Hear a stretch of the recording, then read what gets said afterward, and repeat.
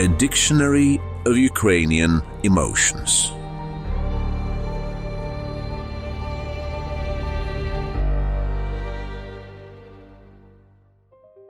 Welcome once again to the Dictionary of Ukrainian Emotions podcast.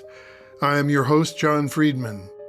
Let me share a few words about our project, which is presented by Ukrainska Pravda, Ukraine's most popular internet portal. In 9 separate podcasts, we are offering readings and discussions of 9 works by 9 authors, all of whom are members of the Theater of Playwrights in Kyiv. Furthermore, they all contributed texts to an English-language anthology titled A Dictionary of Emotions in a Time of War, 20 short works by Ukrainian playwrights. This award-winning collection was compiled and edited by yours truly and published in 2023 by the Great Laertes Press in the United States. Every text in the book was written in 2022 in response to the full-scale Russian invasion of Ukraine. The text presented in today's podcast is a powerful prose piece titled 3 Attempts to Improve Daily Life by Maksym Kurochkin. Maksym is a prominent Ukrainian playwright, screenwriter, and a founding member of the Theater of Playwrights in Kyiv. He is the author of over 30 full-length plays and about a dozen short pieces that we sometimes call dramaticules in English. Daily Life might be considered to be another work in this genre. Kurochkin is a playful, witty, and intellectual writer who often, but not always, constructs complex technical structures for his dramas. He has an affinity for historical topics, but writes on contemporary themes as well. His plays have been translated, produced, and published all over Europe and the United States. Immediately following Russia's full-scale invasion of Ukraine, Maksym joined the resistance as part of the territorial defense forces of the Ukrainian armed forces. Reading 3 Attempts to Improve Daily Life is Kushtrim Hoxha. Kushtrim was born and grew up in Kosovo and graduated from the University of Pristina.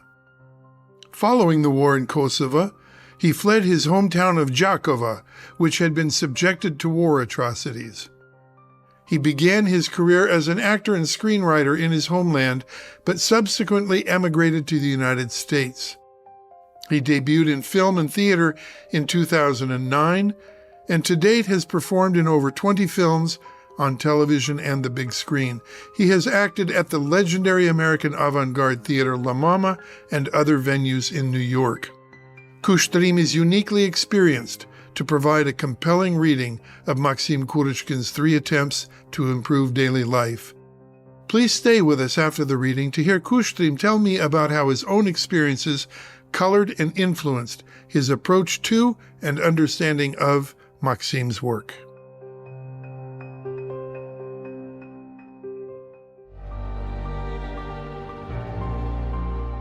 A dictionary of Ukrainian emotions.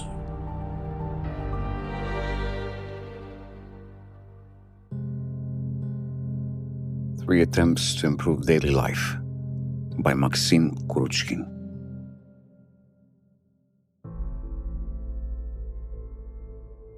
The stove. Because of the cold, dark sky, the expanses of Kyiv Polisia, that endless span of forest, resemble northern climes. The stove in the big room is broken, and so as not to go brain dead from carbon monoxide poisoning, we go outside to hang around. I'm going to see the neighbor woman, Tonya, for some clay. I bring Birov along for support. Tonya explains convincingly that the soil in the village is too sandy. We'll have to go to the neighboring village. Then she smiles at her own bit of folly and pulls out a plastic bucket of fine, viscous clay. I tell Birov we only got the clay because of his mustache. He doesn't object, but he doesn't acknowledge the topic either. He clings to his own thoughts. Birov is the Ukrainian form of Hungarian in Biro, which means judge. We've been together since day one.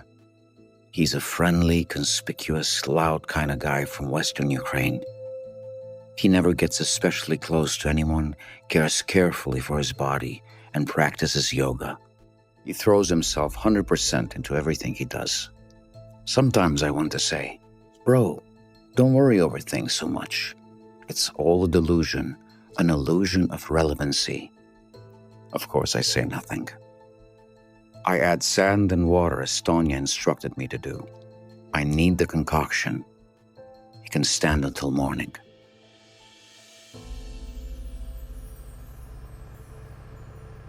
Our battalion is stationed near Chernobyl, in a village the Russians failed to reach because of the lack of normal roads.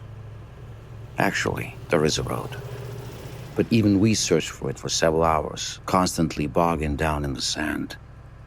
When we get stuck for good, two massive enchantresses emerge drunk from the furthest house down the line.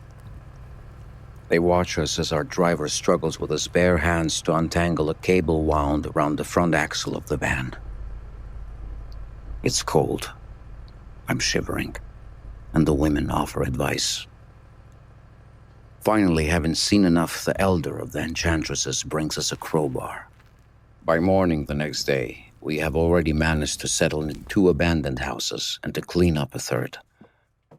We carry our bags of rotted grain, swaths of glass wool, discolored leftover food, sweaty sweaters, numerous cans of expired canned goods, and dusty dried-up mice. We put family photos on a shelf. The village head says the owner will not return. He took a job with prosecutor's office in a neighboring country. The bastard. Our medic lights our fire, instantly chasing everyone out in the street. Smoke billows through holes in the chimney. Don't even dream of getting warm. I ask who has experience repairing stoves. Nobody answers. That's a sign. I go to our neighbor for clay. I bring Birov along with me. Then Estonia instructed me. I add sand and water, and I need it. It's dark now. I'll start building the stove tomorrow. I have a notebook and 2 paperback books with me, but the IKEA heat candle doesn't provide much light. I prop up a regular candle from my volunteer's pack in a mug filled with fresh grain. I can read now. I'm asleep in 5 minutes. In the morning, the voices in my head begin overwhelming me. All kinds of circumstances can interfere in the career of a stove builder. I prepare for the potential disputations with all my doubters. The skeptics all froze during the night, and the stove is my responsibility. The foundation slid to the side, the chimney snapped, and you can put your fist through the cracks. I fill the crevices with broken bricks, but still, I quickly run out of clay. The voices of my thoughts grow louder. They won't let me think. I need to find the village head again. Fortunately for me, he's drinking coffee outside, watching the Kostenki brothers build a modernist toilet. Limping, the local community leader leads me to a vacant lot, and there, among the heaps of houses, he shows me how to extract clay from beneath the remains of other collapsed chimneys. I filled in the cracks, but my access to raw materials has awakened new ambitions. If you look closely, you'll find bricks that can be freed from their smooth, whitish mortar. I suspect that's how they clean the flues. I tried breaking the bricks off with a knife, and it turns out not to be so difficult. 2 hours later, I'm dirty as hell, but almost happy.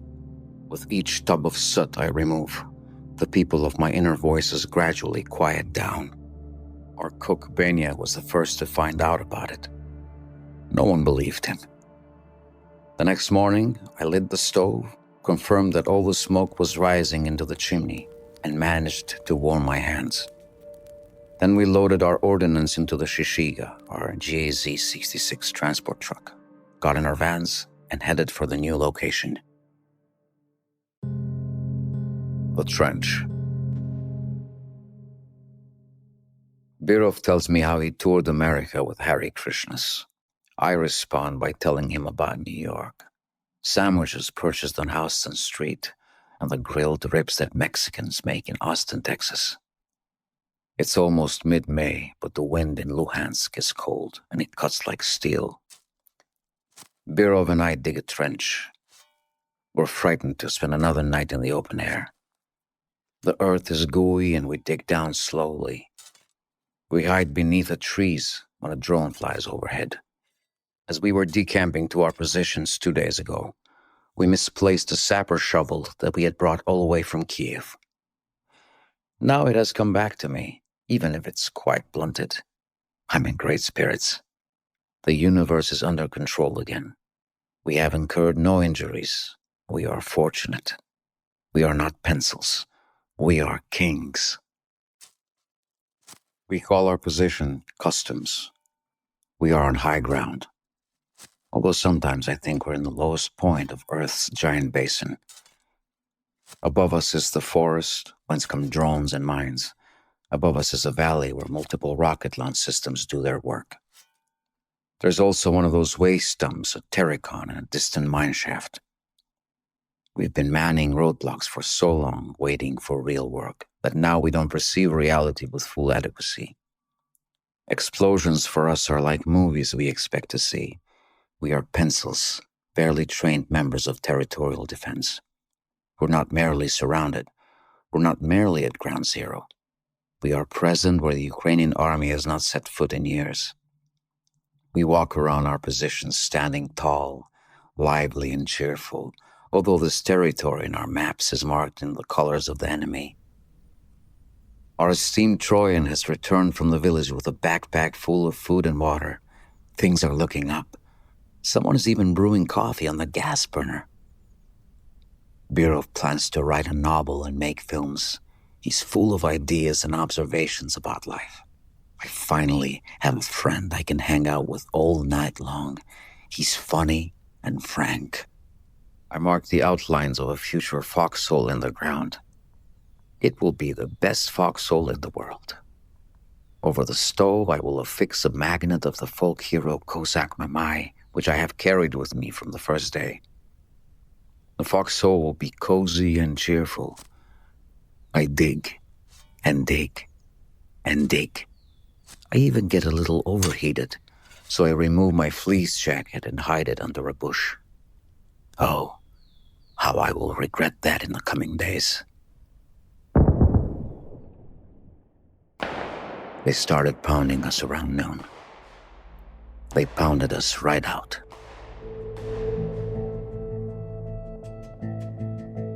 Christina's world.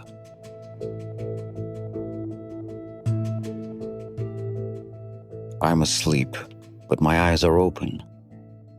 I peer into the woods on the other side of a small clearing. 3 days have passed, but it will take the rest of my life to tell about them without resorting to lies. I see Birov wherever I look. We keep talking, even though he's been killed. They drove us right out, not only from our bad position, but from the center of the village too. We are waiting for a new offensive. We have not been rotated out. An hour ago, I contrived a way to reconcile myself with what is happening. I crouched down on the ground, not as soldiers are taught to do, but rather the way the woman does in the famous painting by Andrew Wyeth. Except I keep my back straight and my hand rests on a Kalashnikov. This way I see everything in the world, not just in my sector. I'm ready for anything that might happen. The voices of the people in my head are finally silent.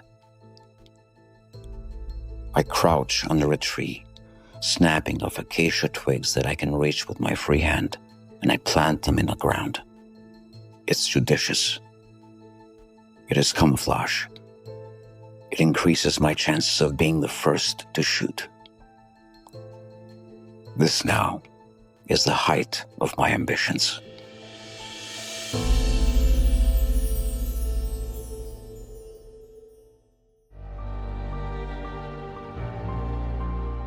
A dictionary of Ukrainian emotions.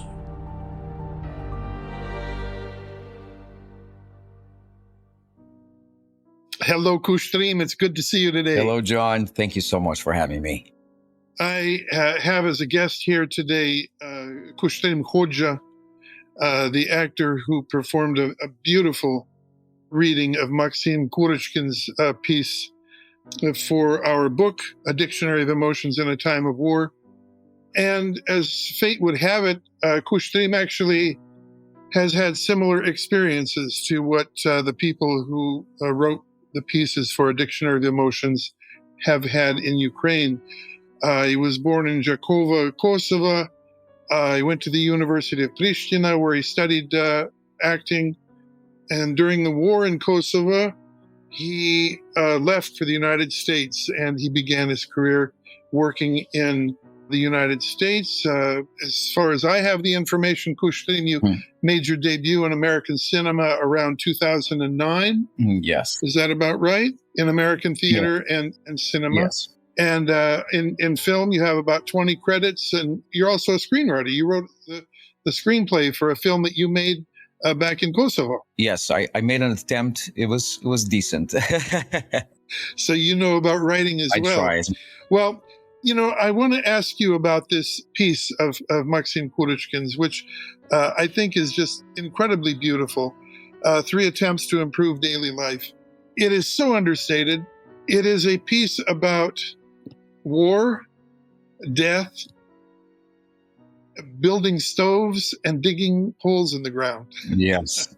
And there's so much more about building the stove than there's almost nothing about death. And yet death just hangs over this piece. Yes. With your experience, or even without your experience, just as an actor, how do you come to a piece like this? How do you inhabit it? Thank you, John. This was one of the best things I've read in a long time, I tell you.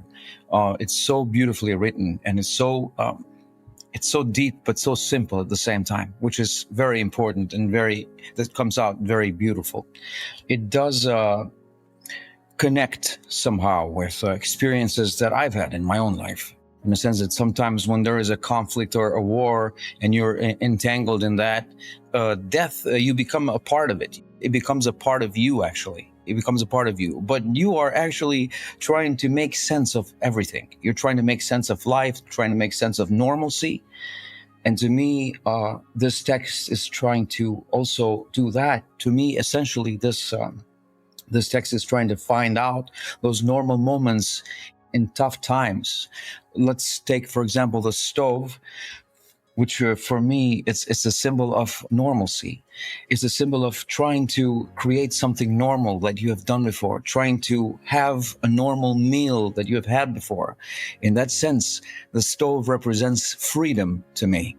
I remember the first time I was in Pristina during the war. At the time, I was 20. And when the war started, I was stuck in an apartment with my mom and a friend of mine. I was in there for like 3 weeks without moving. And at that time, we used to go out before the war. We used to go out to coffee shops and have a macchiato. That was a big thing. Have a little sweet something. I remember after I got out of the war, the first time I had that macchiato, even though I think it was the worst macchiato ever created, I think to me was one of the best things I have ever had in my life. I still can taste it. I still can feel it. I still know the moment where I had it. So it was giving me a sense of normalcy. It was giving me a sense of freedom. And that's why I think the stove is so important, to build that stove in details, to create that stove. It's giving you a sense of trying to create things normal again, trying to create that meal that you haven't had in a while. That's how I feel about the stove and my experiences with a similar thing with the stove, in my life.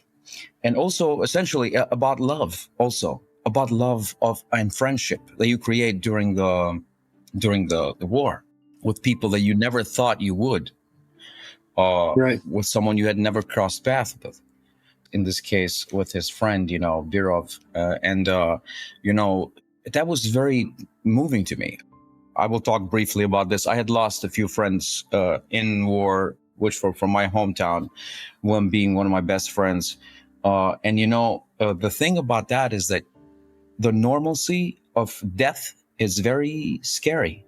Mhm. When people start dying that around you from violence, when it becomes normal, it's very bad. It's very scary. And you start thinking about that after the fact, not Right. then, after the. So I love how Maksym wrote about this part of his friend that he created in his personality in detail. And it just reminded me a lot of my friend, That's a fascinating thing that you bring up, because a lot of the texts that I've been working with, the Ukrainian texts, were written by people in cities with the war coming to them.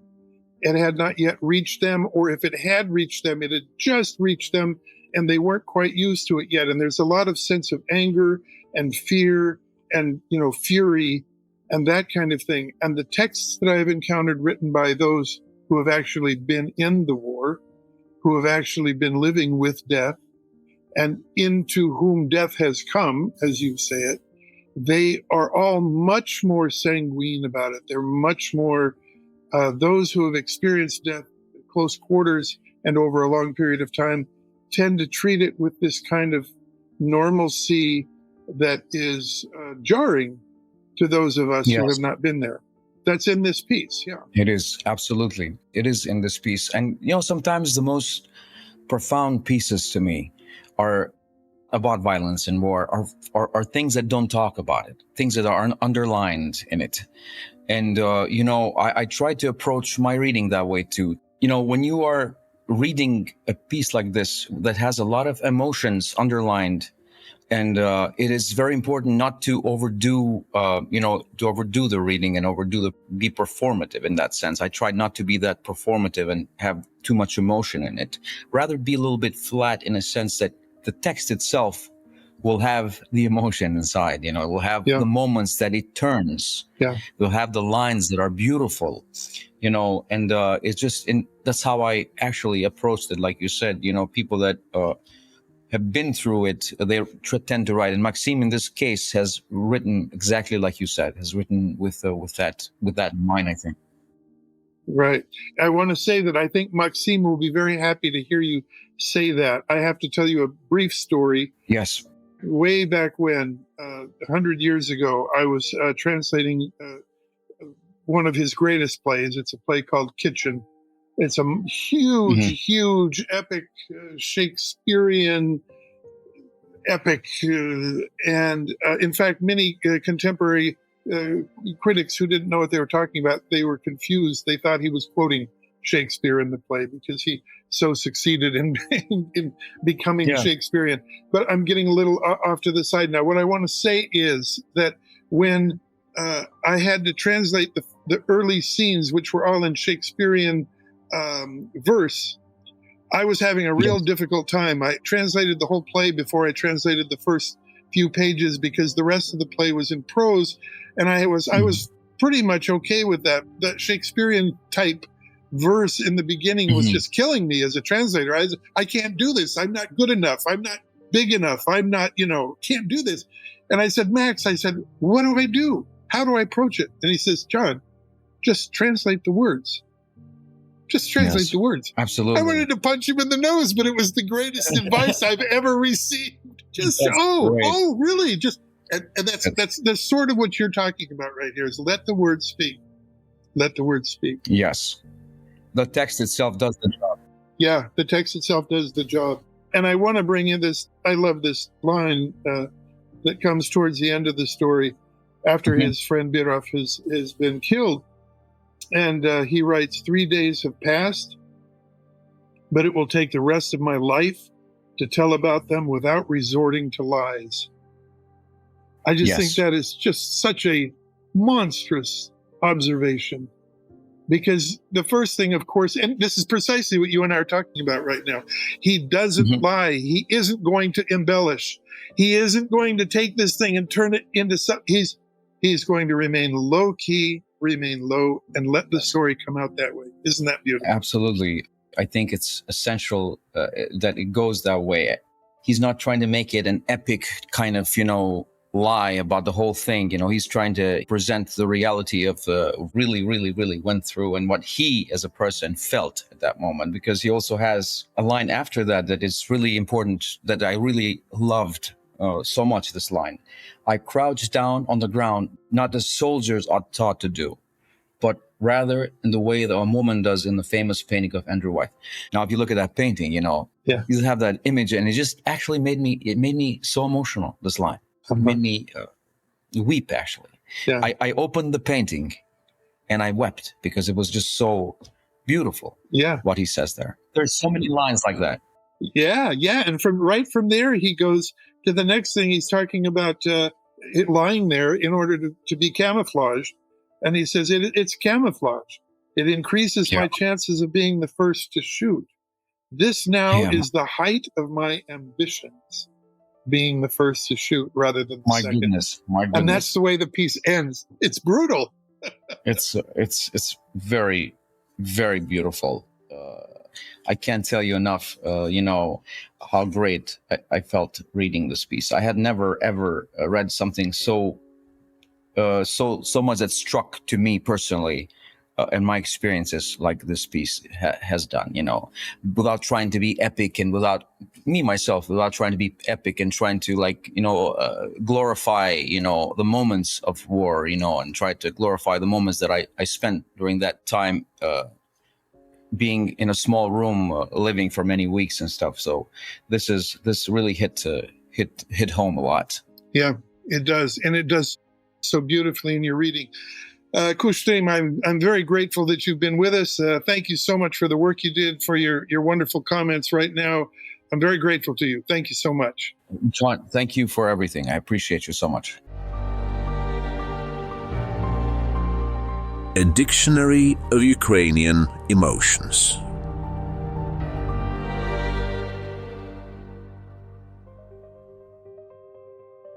So there it is, the 9th and final episode in our Dictionary of Ukrainian Emotions series of podcasts, 3 attempts to improve daily life by Maksym Kurochkin. All of the texts that we brought you were written by founding members of the Theater of Playwrights in Kyiv, and all are published in English in the anthology titled A Dictionary of Emotions in a Time of War, 20 short works by Ukrainian playwrights. Every one of these unique works stands as proof of the power and resilience of the Ukrainian spirit. Let no one ever again doubt the existence of the Ukrainian nation, the riches of its culture, or the beauty of its language. Before signing off, I must happily and gratefully pay some debts. There is nothing more rewarding than being part of a great team, and our team has been incredible. I thank Ukrainska Pravda for hosting us, and Dmytro Volkovinsky for his incredible technical expertise. I thank Natalia Bratus and John Farndon for helping me translate the texts into English. I thank the core organization team, without whom I would literally have done nothing. Dmytro Chernovy, Anna Khalas, Valentina Tuzhina, Irina Kharets, and Nina Kamberos of Laertes Press in the United States.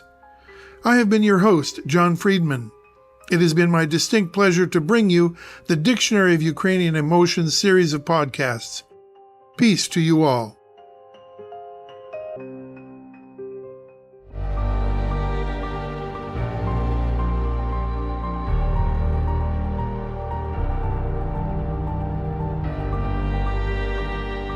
A Dictionary of Ukrainian Emotions.